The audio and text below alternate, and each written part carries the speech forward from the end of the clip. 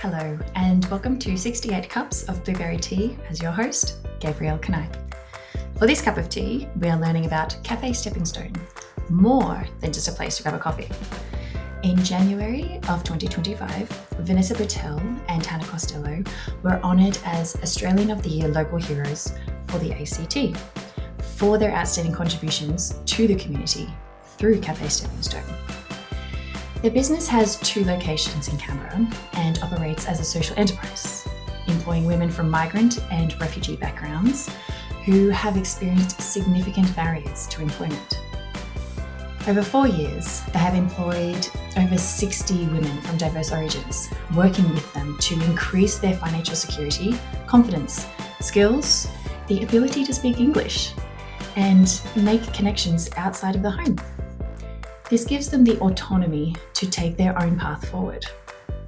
Listen in to the challenges that social entrepreneurship faces, but the powerful impact that Vanessa and Hannah have had on the community. Okay, so thank you Hannah and Vanessa for joining me, and congratulations on 2025 Australian of the Year Local Heroes. That's really exciting and a huge honour. How has that felt, and what has life looked like for you since receiving the award? Yeah, do you want to go answer first? Yeah, it felt very overwhelming at the time. We were not expecting to win at all, and so it was a big shock. And then to have to go up on live television and make a speech in front of everyone was a lot for us. But after it's sunk in now, it's so exciting and we feel so proud, and we're really looking forward to all of the opportunities that are coming our way and all of the extra places that we're able to have voices in now. So yeah, it's good. Yeah, it's good. I think it's just really nice to see the team slowly understand what this award means, and for them to also be feeling proud to be a part of it. I think in the beginning, when you're from another country, you're not really sure what these kinds of awards mean, but after a lot of our customers and everyone have come in and congratulated them, I think they're feeling a part of the win as well, which is really nice. That is so exciting. Okay, now for my own benefit, because I'm just super excited about your background story. So if we can rewind and take a step back to Colombia, how and why Cartagena? So I did a university exchange in Bogota, and I was living there for a semester, and during that semester I went up to Barranquilla for the Carnival, and then I got my flight back from Cartagena. So I got the bus from Barranquilla to Cartagena, and that bus trip I saw a lot of poverty and a lot of inequality, and then I ended up in a place that looks like surfer's paradise, and I was like, what just happened? This is very weird to see all of this wealth that it exists but obviously isn't being distributed. There's so much tourism coming into the city with all of the beautiful historic centre. So I just kind of had that realization in that city, and the shock of the stark inequality that I saw. And then fast forward 2 years, I'd finished my university degree. I was living in London, and I was talking with a childhood friend, and we were talking about what we wanted to do in the future, and we were discussing a social enterprise cafe because we'd seen the model in Cambodia called Friends International, and it works with disadvantaged youth. And I'd visited it, and coincidentally so had my friend, and so we were talking about it. We're like, that'd be so great. We both have hospitality experience, and and I was like, it would work perfectly in Cartagena. And we both wanted to go over and practice our Spanish, and Hannah was my partner at the time, and so the 3 of us kind of jumped onto this idea. And a year and a half later, after saving and gaining a bit more managerial experience in cafes, we moved over. Yeah. Well, what did you have to go through to open up a business internationally and in Colombia, of all places? It was really difficult. We'd read some blogs before, and it was how to set up a business in Colombia. Step 1, don't. And we were like, we'll ignore that. And we went over anyway. But we probably should have listened to it. It was extremely difficult. It was really hard to just do anything as a foreigner, and we were on volunteer visas for the most of the time that we were there. So having to change visas every 6 months, and that uncertainty, while also trying to build a business that's sustainable and long term. The services were really expensive, our rent was really expensive, and our electricity and water bills. Wages are a lot lower, so that was easier to build the cafe and get help, like electricians and things like that. And luckily in Colombia, coffee's grown there, avocados grow there, so we were able to get quite a lot of things, but there was a lot of home niceties that we weren't able to get, which really tested, I think, Hannah and Tom's cooking skills.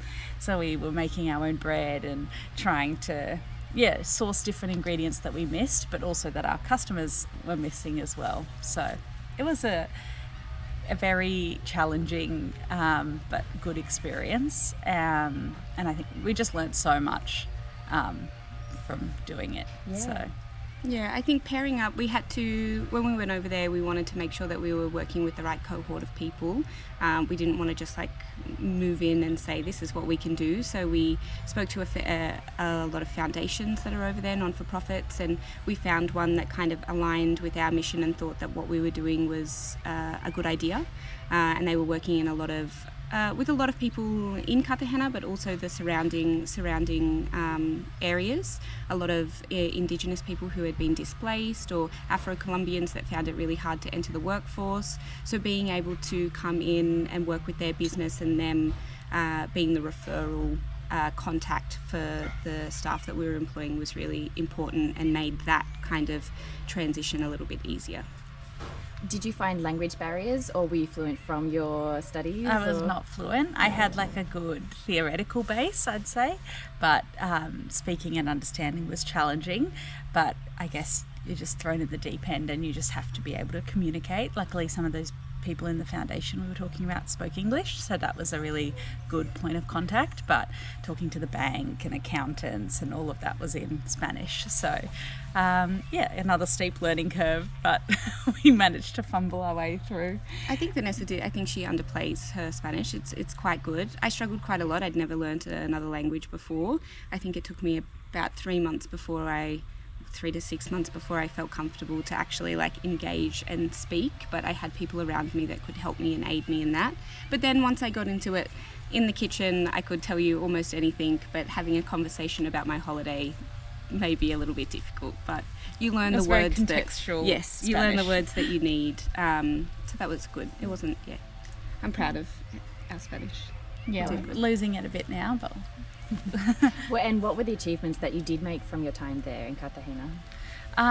So we were really, I guess, we learnt from the staff about their needs. So when we started, we had 5 employees and we were able to kind of get to know them quite well and visit their hometowns or suburbs and see what life was like for them so that we could better understand how to help them and what they needed. We had, over the 3 years that we operated there, we employed over 40 youth, and when we closed we had 18 full-time employees with us. So it really grew into like a beautiful organisation, and for the staff to all feel like they were part of something and part of something bigger than just themselves as well. So they were able to like upskill and then train the new staff that we had coming on, and so that helped develop their skills and confidence. And because each of our staff probably was supporting a family of 4 to 6, they were generally the only income earner in their family. But one thing we'd really hoped to achieve is that the training and the work experience we gave them would help them find a job in another hospitality business in Cartagena, but there was a lot of discrimination and that didn't seem to be as easy as we'd hoped, so that's why we kind of put our sights on just growing so that we can continue to employ more people. But what would you say? I think I'm very proud that we employed 40 people. We were on the business side, we were number 1 on TripAdvisor for breakfast. We were in in-flight magazines, Condé Nast, things like that. So on one side the business was doing very well and we were very busy, open 7 days a week. But on the other hand, we were doing weekly trainings in lots of different things, democracy, nutrition, health, and we would get people to come in and speak, and then also the staff that we were working with, if they did something that they wanted to give to their community, the rest of the staff, they would hold trainings.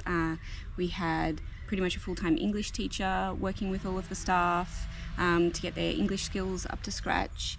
It was a really beautiful circle to see the staff that started with us then be head chef of the kitchen and head supervisor on the floor, and giving back to the other staff that were coming in, and they were really proud to do that, which was amazing. So I think they're the things that I'm proud of.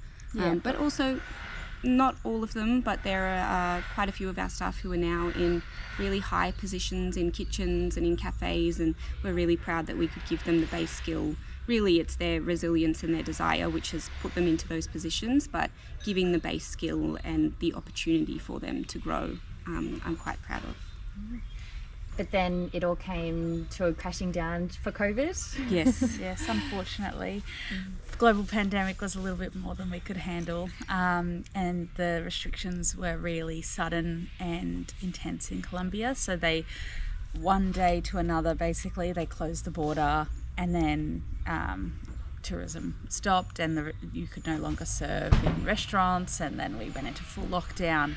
But the lockdown was from March to like October, and we left in June of that year. We tried to do delivery and other things, but there were no government relief for businesses. There was no rent assistance. Like, we still had all those extra costs that we had to cover.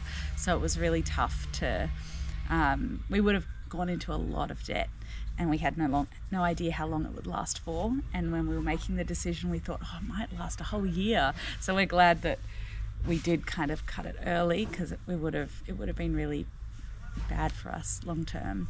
But it was extremely difficult to have to close the business and end everyone's employment. And that's, I guess, the hardest part about employing people who are vulnerable, because then you're kind of putting them back into situations. Of course, they upskilled and they were better off than they would have been otherwise, but it was still really heartbreaking to have to close. So, yeah. And then you just knew that it was something that you'd want to do here in Australia? Yeah, we were in the process of, Vanessa and myself were in the process of hopefully coming back to Canberra that year, 2020. So there were a few plans or conversations that had been had before the pandemic kind of started, which was very lucky. To open a cafe here while also maintaining the cafe in Colombia. Yeah. That was the idea, because we were missing our families and we wanted to come home, and so that's how we thought we would be moving forward. So yeah, it was really lucky. We'd already started the conversation with Strathnairn Arts, and so we opened within 6 weeks of returning, which was intense. They were like, if you want it, it's yours, but you need to... It was when Canberra was coming out of the first lockdown. They're like, we are reopening on this date and we'd love you to open as well. So we started quite small, but that was thanks to Strathnairn Arts. They've been integral to the start of Stepping Stone. They've aided us with a lot of help in the beginning in opening up. So yeah, we started quite small with just us two, Vanessa's mum Rena. And then slowly employed people, because we just wanted to start slow, and it was COVID. But really things ramped up in 2023 when we opened our second site. Yeah. So I think that first 2 years were more like foundational and figuring out the needs of this new cohort that we're working with. Yeah. Well, so what was the vision and mission that you had for this particular cafe?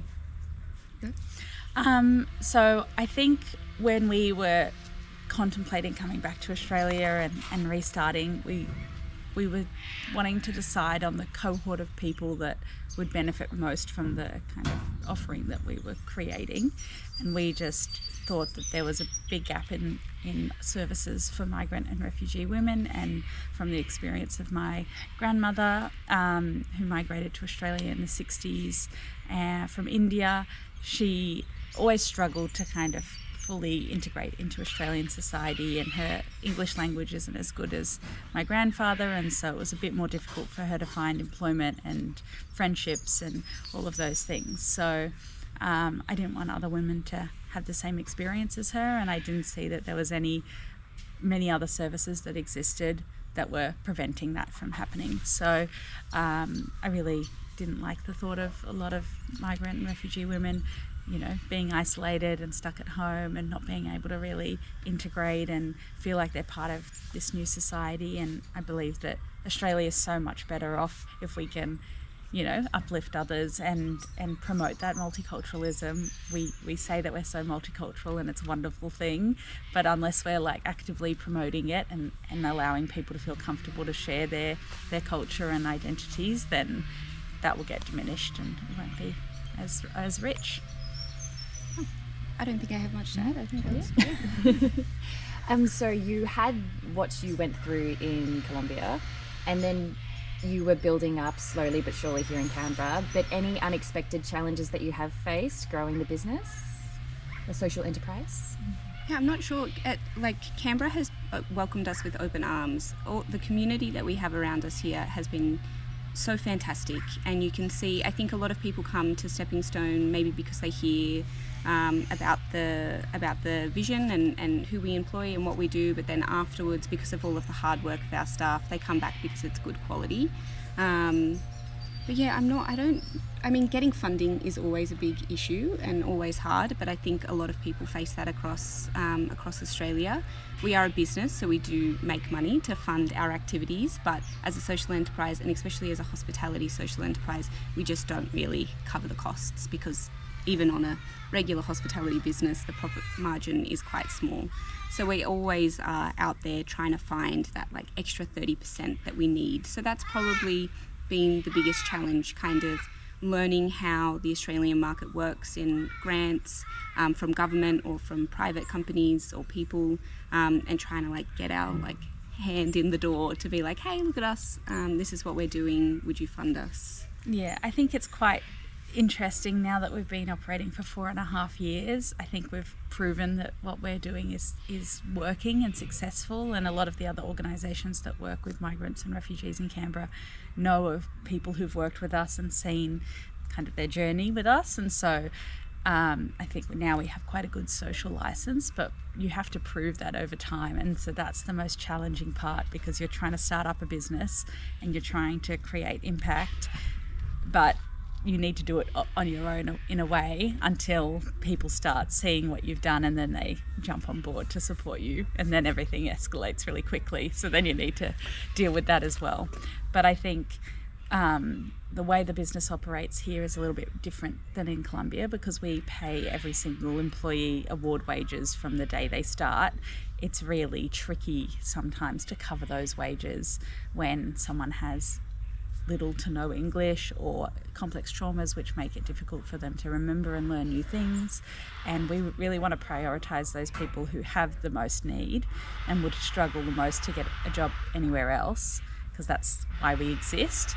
But that makes it a bit more difficult, and the extra costs in employing that person aren't covered through hospitality profit margins, unfortunately. So hospitality is a great industry for a work integration social enterprise, because there's a lot of transferable skills to other industries, but also transferable skills from home life, domestic tasks and things.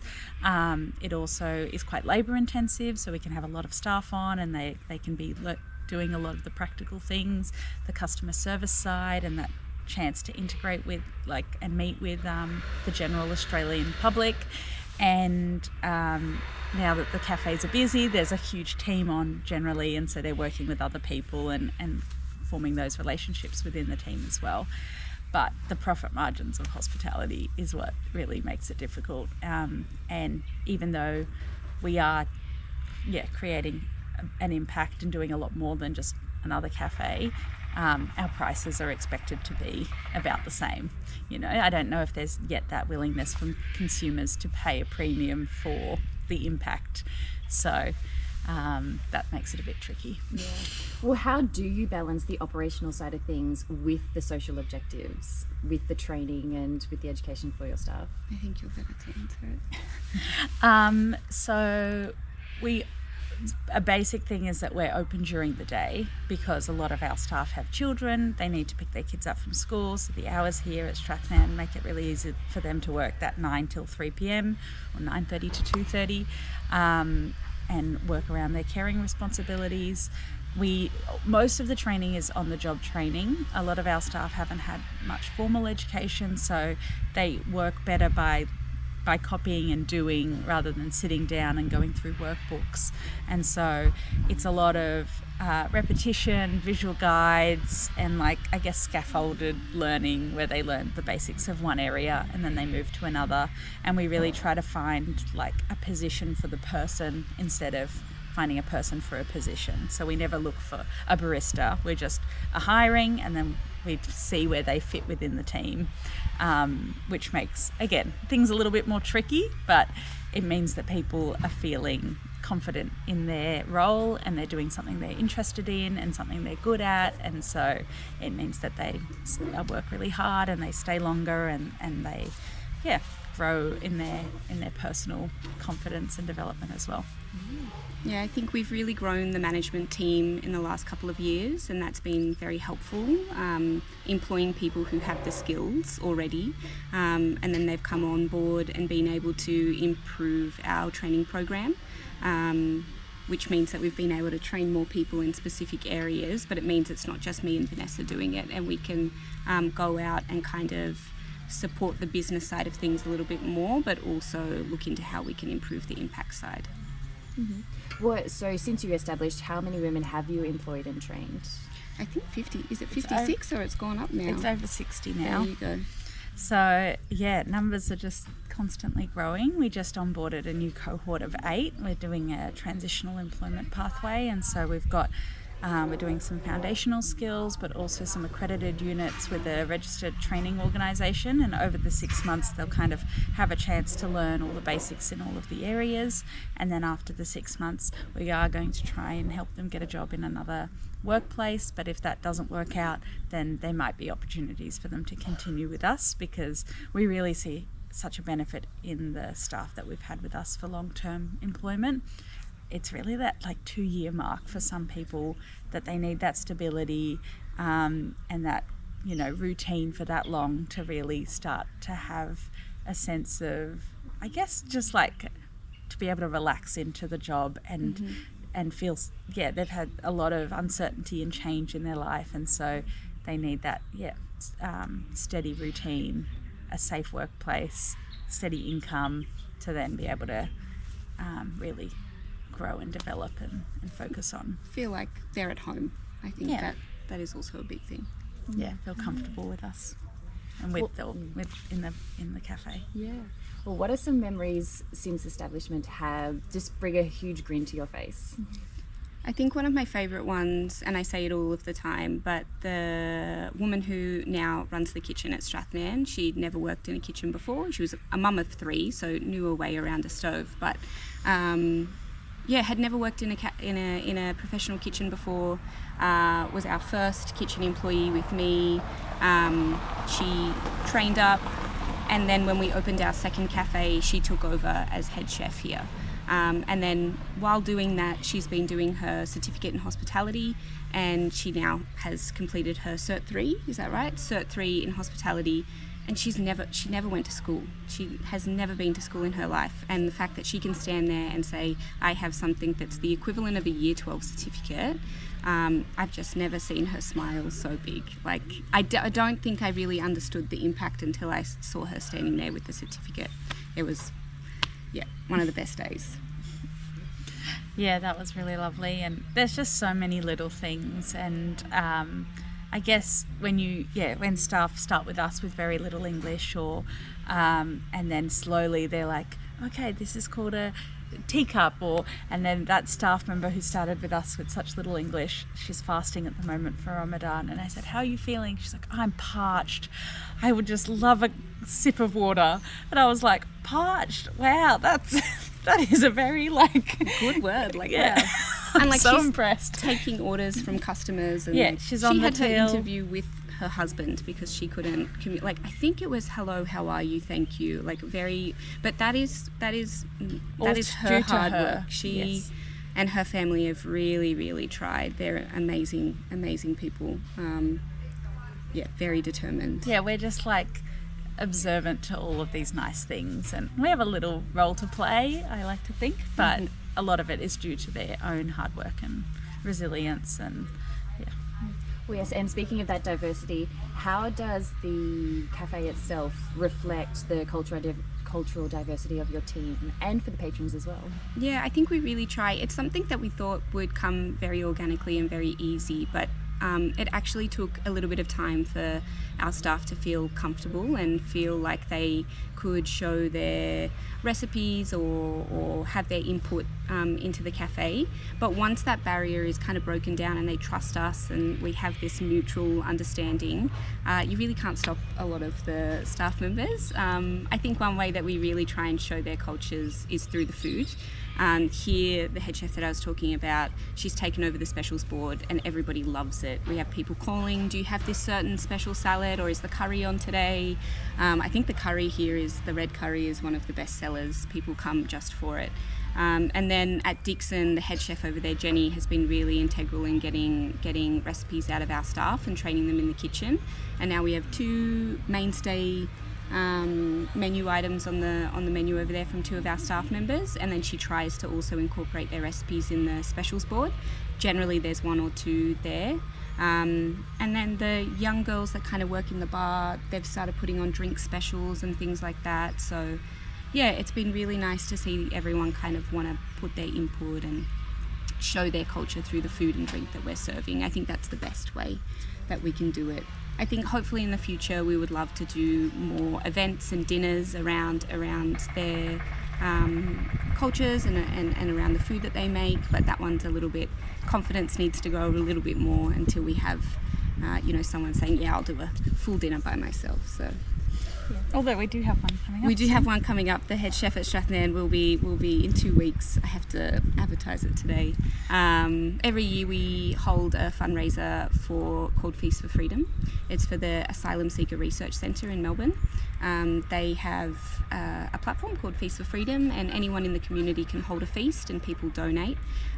What we do is we normally put on a dinner, and all of the profits from the ticket sales go towards the ASRC, and then we also encourage people from the community, if you can't come, please go to our page and donate to them, because they do an amazing thing in Melbourne. They get no government funding. They do it all off the backs of the community and private funding. And social enterprises as well. Yeah, social enterprises as well. So we like to support them every year. And this year, Nan from Strathnairn is going to do a full Thai Myanmar feast, which will be really, really nice. Excellent. And over the weekend you had a similar activity as well. Was it matching teas to a particular type of food as well? Yeah, it was International Women's Day, and we kind of wanted to have some sort of event on. We had a lovely lady come and play a traditional instrument from Iran. Yes. I can't remember exactly how to pronounce it. Kanesha? It's like a violin, but almost like a cello, an Iranian cello. Which was really beautiful. And then, we spoke to some staff to see how they have their afternoon tea. Naan, again, from Myanmar. They have this really interesting fermented green tea salad.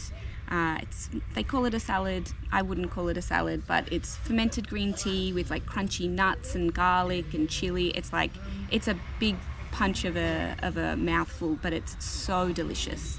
And they normally have that in the afternoon with some tea, and then we have other staff members that love chai and have that with a sweet or something savoury, and it was really nice to kind of bring everyone's ideas all together and have an afternoon to celebrate.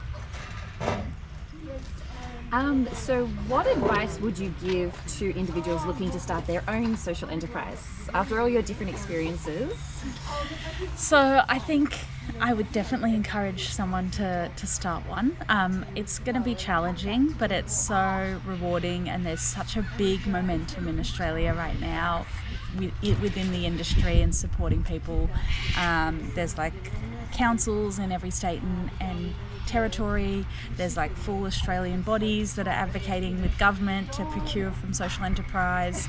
And there's just a lot more knowledge and knowledge sharing, and it's such a collaborative and welcoming industry to be a part of, and diverse because you have all of these different industries within it. I would say that make sure you have your mission pretty clear and you understand, you know exactly what impact you want to make. But then you also need to have it pretty clear on how the business side of things will work. So having those two things and making sure they align. So the good thing about our social enterprise is as we get busier and bigger as a business, the impact grows. So they're like matched. Whereas there's some social enterprises that if their business grows, it's not actually good for the impact. So it's just important to think about that. And I just say start telling people about it, start small, and make sure you know the group of people that you're trying to help well and their needs, and that you're willing to listen to them and adapt to what they want. Yeah, I think just social enterprise is such a great tool when you see a need in your community. Existing businesses can swap to social enterprises, or people who are interested in building a business can use that as a tool to be a social enterprise. So yeah, there's a lot more information out there from when we started 7 years ago in Colombia, 8 years ago in Colombia. So yeah, the resources are there. If you ever need help, we're always here. You can reach out. We're not planning on expanding Stepping Stone across the world, but we would really like to aid different communities in setting up something similar to Stepping Stone. When you do have some downtime, what do you like to do? if that's a thing that is part of your life, what are your various activities, hobbies? I play AFL, and we both go to yoga. Love yoga. We like gardening, and I guess just spending time with friends and family is the best way for me to relax. Yeah, being outside. Although we don't get to go very often, we do love camping, going on bushwalks. Yeah, just being outside is very helpful, especially if you've been stuck inside at a cafe for a long time. But we're very lucky here at Strathnairn. The grounds are so beautiful, so many places to walk around and sit, and yeah, it's good. That is wonderful. You guys have done an amazing job. Thank you so much for sharing your journey with me. That's okay. Thank you. Appreciate it. It was truly inspiring to meet with Vanessa and Hannah. They have really thrown their everything into making a difference. In Hannah's own words, when we lift others up, everyone benefits. As a consumer, every dollar we spend is an investment into a world that we want. Choosing social enterprise, we have the power to create change.